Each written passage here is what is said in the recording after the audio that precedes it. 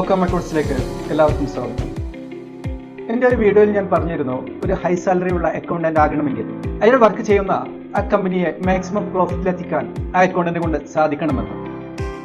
ഇത് കണ്ടിട്ട് പല ആൾക്കാരും ചോദിച്ചു, എങ്ങനെയാണ് ഒരു അക്കൗണ്ടന്റിന് കമ്പനിയെ പ്രോഫിറ്റിലേക്ക് എത്തിക്കാൻ സാധിക്കുക എന്നുള്ളത്. തീർച്ചയായിട്ടും ഒരു അക്കൗണ്ടന്റ് വിചാരിക്കുകയാണെങ്കിൽ കമ്പനിയെ പ്രോഫിറ്റിലേക്ക് എത്തിക്കാൻ സാധിക്കും. എങ്ങനെയെന്നല്ല, ഇന്ന് നമ്മൾ നോക്കുകയാണെങ്കിൽ നല്ല രീതിയിൽ കമ്പനികളെല്ലാം പ്രവർത്തിക്കുന്നത് കമ്പനിയുടെ പണം കൊണ്ടല്ല, മറ്റുള്ളവരെ ക്യാഷ് കൊണ്ടാണ്.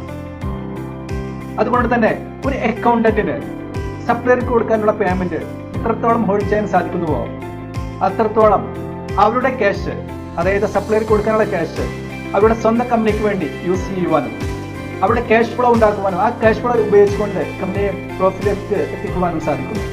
മാത്രമല്ല, ഒരു അക്കൗണ്ടന്റിന് ആ കമ്പനിയിലെ അനാവശ്യമായിട്ടുള്ള എക്സ്പെൻസുകൾ കൺട്രോൾ ചെയ്യുവാനും ഇന്റേണൽ കൺട്രോൾ കൊണ്ടുവന്നുകൊണ്ട് കമ്പനിക്കകത്തും കമ്പനിക്ക് പുറത്തുമുള്ള ഫ്രോഡുകളെ നിയന്ത്രിക്കുവാനും കമ്പനിയെ മാക്സിമം പ്രോഫിറ്റിലേക്ക് എത്തുവാനും സാധിക്കും.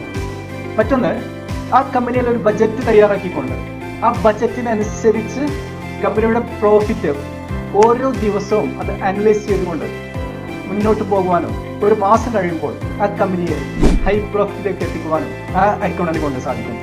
മറ്റൊന്ന്, ഒരു മന്ത്ലി പെർഫോമൻസ് റിപ്പോർട്ട് ഉണ്ടാക്കിക്കൊണ്ട് ഓരോ മാസവും ഈ കമ്പനിക്ക് വന്ന എക്സ്പെൻസുകളും ഈ കമ്പനിക്ക് വന്ന റവന്യൂകളും കാൽക്കുലേറ്റ് ചെയ്യുകയും അത് അനലൈസ് ചെയ്യുകയും അതിന്റെ റിപ്പോർട്ട് തയ്യാറാക്കിയിട്ട് മാനേജ്മെന്റിന്റെ മുന്നിൽ ഡിസ്കസ് ചെയ്തുകൊണ്ട് മാക്സിമം പ്രോഫിറ്റിലേക്ക് എത്തിക്കാനുള്ള ഒരു ഡിസിഷൻ തയ്യാറാക്കാനും മാനേജറെ പ്രേരിപ്പിക്കുവാനും കമ്പനിയെ പ്രോഫിറ്റിലേക്ക് എത്തിക്കാൻ വേണ്ടി ഒരു അക്കൗണ്ടന്റിന് ചെയ്യാൻ സാധിക്കും.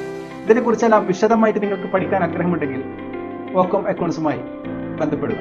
Thank you.